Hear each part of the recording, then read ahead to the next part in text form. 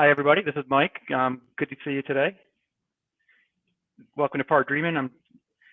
This is day 2, and we're looking forward to helping you out today. Karen is with me today, and we're going to talk about customizing form behavior in Pardot. I'm going to give it just a few more minutes before we get moving here to make sure everyone can get into the session. So hold tight. We will also be taking your questions and answers. So we'll use the time provided at the end of the session.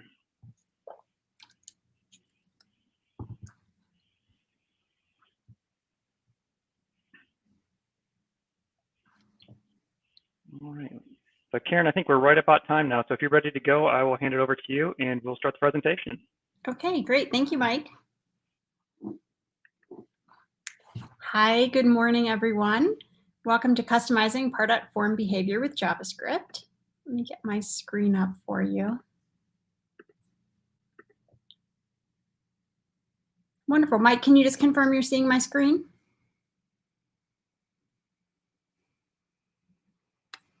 Coming across fine. I see it. Thank you. Well, good morning or good afternoon, depending on where you might be right now. I am at Tahoe dreaming, so I'm actually double dreaming today. You know, what a life we get to lead. So excuse the fact that there is a hotel bed background behind me. Also, I think that my video might be a little choppy. I am at the behest of hotel Wi-Fi. So I think after this, I'm going to turn my video off just to make sure that you have the cleanest stream here. But I wanted you to see who I am here. All right, I'll move to the next slide and then I'll pop my video off.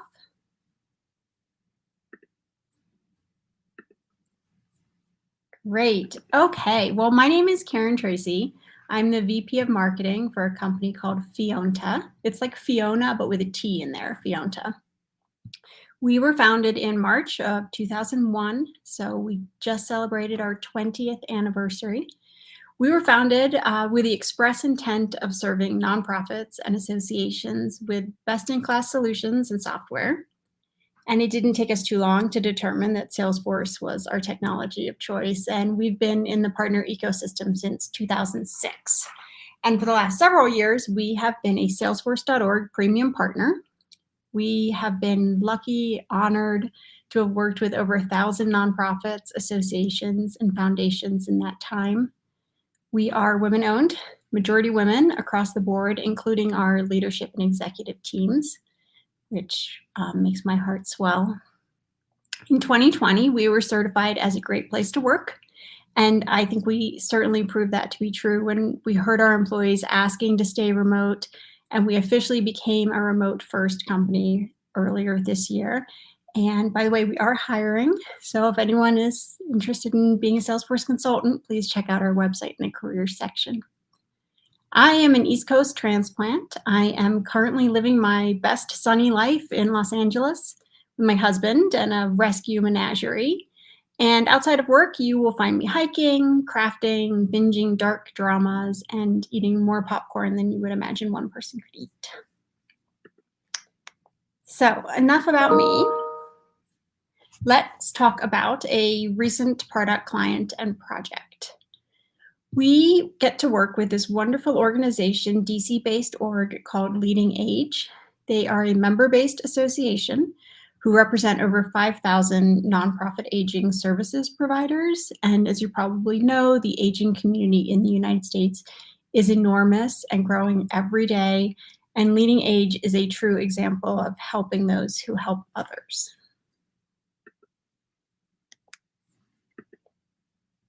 We worked closely with Leading Age's internal Salesforce team and their marketing department to migrate them from Marketo to Pardot, sync all of their marketing data with Salesforce, build lists, create email templates and landing pages, all of the normal elements of a project to bring their new Pardot instance into parity with the functionality they had become used to in Marketo.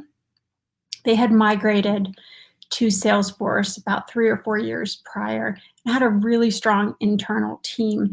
It was a delight to work with because the data in Salesforce was organized, well thought out, the structure was spot on. They had let they had let their experience in Marketo slide. So all of the cleanup work really was on the Marketo side, making sure that when we brought what we brought into Pardot was organized, clean, and then we could allow the power of Salesforce really to drive that marketing functionality. So during discovery, as we were cataloging assets that we would need to recreate, like email templates and layout templates and the like, we learned about what they called their EHR resource library. And this library consisted of, at the time, 40 downloadable PDFs. They were research documents, and one Marketo form embedded on, well, you guessed it, 40 separate pages of their member portal, which, by the way, is Experience Cloud. The key functional element here was that the form automatically sent the user to download the resource that was associated with the web page that the form was embedded on. So I have a non-profit-y example for you. A couple of minutes ago, I told you that I love to craft, and I do a ton of online shopping for patterns and yarn and so on. So let's imagine a crafting website with 3 sections: knitting, sewing, and embroidery. And I love all of those. So each section has multiple projects, and then each project has a PDF pattern download. So wouldn't it be easier to have one form embedded on every page that collects the information needed, including the URL of the embedded form page, so that when changes need to be made, say, to form elements or labels or completion actions, you're doing it once? And then as far as the analysis goes, both the form completions can be measured, the one form completion, as well as measuring the efficacy or the engagement, with the individual PDF files. So here's where the power of injected JavaScript in Pardot form comes in. Without JavaScript, Leading Age would have had to create and maintain 40 Pardot forms and more, because they often add resources. We help them launch with 40. I think they're at 49 or something at this point. So they would have had to create these forms, maintain these forms. Any one change that they would have wanted to make, that they needed to make, they would have had to make to all. So that was a hard no from everyone, including us. With JavaScript, we were able to create one Pardot form with 40 redirects and built-in flexibility to add and remove resource redirects as needed. Okay. Oh, what I just said. Cue sounds of magic and delight. Everyone was excited. So let's look under the hood. We created the form just as you normally would in Pardot Form Builder. We got all of our fields and labels in the desired order, and then we added a hidden field, and we mapped this field to a custom field that we created on the prospect record. And in this example, we called it link_to_use. So we'll use JavaScript to populate that hidden field with the URL of the referring page, i.e. the resource page, the resource that the user indicated that they were interested in. So you'll see on the screenshot here, we've got our form here onto the left and link to use, parentheses, hidden. So the script populates that hidden field with the URL. In the thank you code, we have a call to action. Oopsie doodles. Sorry, guys, I skipped ahead. I skipped the most important part. So the JavaScript then uses the link to use value to set the proper URL address for the download your resources link, which shows up in the form's thank you content. So you'll see this yellow highlighted code that represents one resource, what they call their EHR interactive guide. So we duplicated this chunk of code from case through the end of the highlighted area 39 times. So the build, there was some copy pasting, right? Each one of these chunks is one individual download, and you'll see that we're saying, let the link equal pound, let cookie name equal. And in our example, the case is EHR. The link that we want the redirect to be is injected here. And so then in the thank you code, we have a call to action that reads access the guide, and it's surrounded. Let me show you here. Oopsie, sorry guys. Super sensitive mouse. In the thank you code, we have this call to action that reads on the front end, access the guide. And on the back end here in the code, it's surrounded by an href tag with this placeholder pound. And at the very bottom of our JavaScript, I don't actually have it in this screenshot, but I do have the code if anyone is interested in it. At the bottom of that JavaScript, we have a line that says set attribute href, link for the A tag, as long as the A tag is within the style that's called correct guide link. So the JavaScript, instead of rendering the placeholder pound tag when it loads on the front end, the desired download link is displayed for the user. I shouldn't say displayed. It is the link. It's not displayed because it's not on the front end, but it says access the guide. That link then takes the user seamlessly to the page to download the resource that they wanted from the very beginning. And the user is none the wiser that all this stuff was happening in the background and that anyone trying to access any of the resources is going through this exact same form and process. So never one to let good gathered data go to waste. Remember that hidden field called link to use. Leading Age now knows what page the user was on when they filled out the form, excuse me, for the resource, and they can use that gathered info in myriad ways. Few examples: they can follow up with a user and gather feedback about the particular resource. So how helpful was this particular guide? They can follow up with a user, or they can reach back out to the user and maybe send them additional, like, you may also like, because you downloaded X, you may find Y interesting kinds of soft sells, though of course none of this information costs anything for the members. They can build lists for each area of interest, so quickly spin up a segmented list, a segmentation list, static or dynamic, looking for this particular resource, sell tool med, because they will continue to market to people who are interested in this particular resource. They can create an automation rule to add a tag based on that field data. We actually ended up doing this in a completion action on the form so that every resource downloaded did automatically become a tag that was added to the prospect record, so that they could then, take any additional, do any additional functionality off that tag. They can send notifications to users, with a capital U, Salesforce users, when the field is populated, with a particular resource. For Leading Age, some of these resources fell into certain areas of specialty that were managed by different Salesforce users. So users can receive notifications, say when link to use is filled with sell tool med.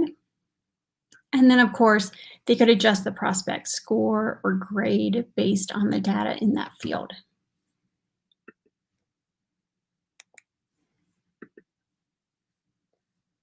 So lastly, I wanted to leave you with some other ways that you could use JavaScript to supercharge your Pardot forms.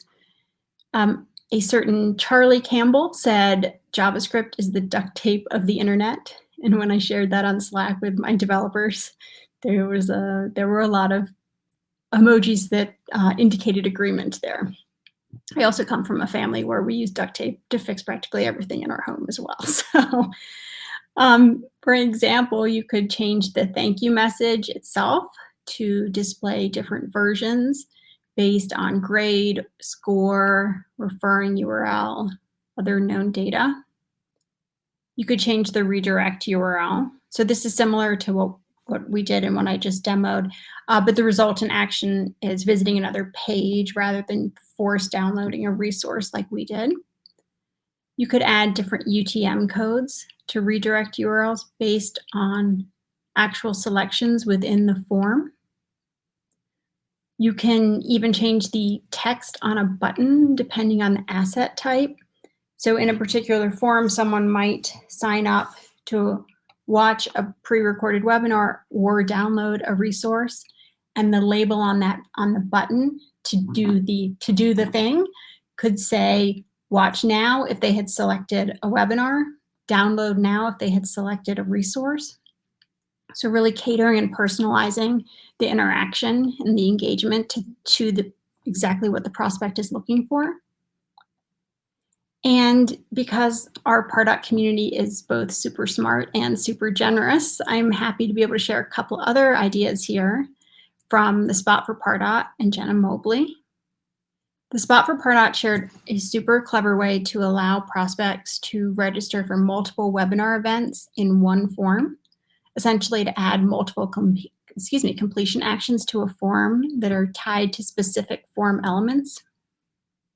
And then Jenna describes a way to really improve the overall look of your forms by hiding the labels above the form fields and adding placeholder labels within the field itself, which is a much cleaner design and improved user experience. I'm sorry, I don't know if you hear children screaming in the hotel hallway next to me, but I do. And anyway, so with that, I would like to thank you for joining me here today. If you'd like to get in touch with me or Fionta, we're fionta.com. On Twitter, we are annoyingly _Fionta. We're Fionta on LinkedIn. And you're welcome to reach out to me directly at ktracy@fionta.com. We definitely have some time for some chat, for some questions if anyone has. And truthfully, this is a space for us all to learn. So if you have done something super rad with JavaScript, I would love to hear about it. And maybe you could share that in the chat too. Well, Karen, thank you very much. It was a great presentation. As you mentioned, we do have a couple minutes for questions if there are any. One question that did come up in side chat, Karen, was asking for the code that you shared. Several people have said they'd love to see that code. So if that's something we can post, that would be excellent. If not, we can send it out later, but that would be a great thing to share. Yeah, I will. Hold on just 1 second. I can put in a link right now with it. And we do have probably about 5 minutes or so. So if anyone has any other questions, please feel free to put them in chat and we can address them now. I know this is an excellent solution. I mean, the idea of going from 40 different Pardot forms to one is just fabulous. So thank you so much for sharing that with us. Oh, you're welcome. Thank you so much. I wonder, how do I have access to the chat? Let's see. You should be able to chat. Oh. I just put the link to a blog we wrote about this, which has the code in there. Okay, perfect. I didn't see it show up. Does everyone see that? I'm sorry, I think my interface is a little bit different. I see Jay asked a question, how much of this can clients maintain on their own? I will give full props to my leading age clients that they are pretty darn savvy. That being said, you saw the area that I highlighted in yellow. So with just a modicum of training, essentially take this section, copy, paste, replace these 3 little elements. And they already had a really strong taxonomy in place. So every resource guide had a name that matched the URL, et cetera. But really, any client, regardless of their tech savviness, as long as they can just look at code for 2 seconds and not freak out, absolutely can maintain this. And they have done so. Like I said, I think they're up to 48 resources now. And a question about learning more about using JavaScript. Where's a good place to learn? I think I would put that out to others. I'm not the deepest code developer, and honestly, one of my developers here at Fionta was the one who helped us develop this. So I don't have a great answer for you about general places to learn. I know fellow Sercante employee there, Marcos, through W3 Schools, and there is a resource, and that's one I've used before too. So that is a great source. Yes, thank you. Absolutely. That's how I learned HTML in 1999.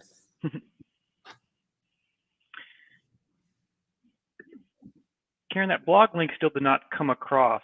I'm so sorry. I put it in the left column, Mike, of the interface I have, but I don't seem to have the ability Okay, here it is. I got it. Oh, you got it? Okay. Can you share that? Absolutely. Ah, wonderful. Thank you so much. Awesome.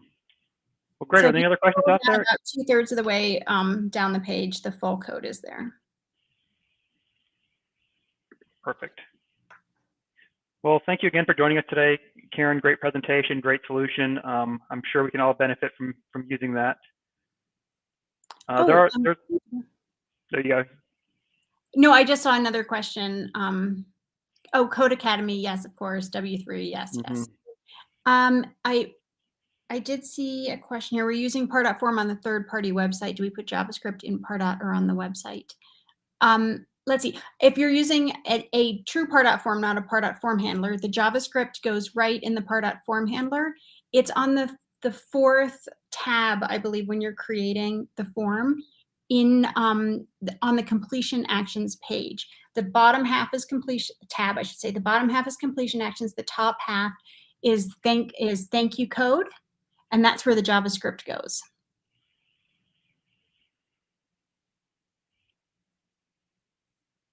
All right. Well, before we run, I did want to again give a shout out to our sponsors. This Pardot Dream's been a great event. I've had a great couple of days. I hope you all have as well. But we couldn't do this without our sponsors. So if you haven't yet, please take a moment to drop by their booths, say hi, check out the resources and solutions they have. You can also get some grid points for your scavenger hunts and stuff that you're working on as well. Also, this afternoon, be sure to drop into our Birds of a Feathers events. There's about 10 different Birds of a Feathers out there. So there's something for everybody out there. So no matter how specific your need is, there's a group out there for you. So please be sure to join us today. With that, we will close the session. Karen, again, thank you very much, and enjoy the rest of your day, everyone. Thank you all. Bye-bye now. Thanks.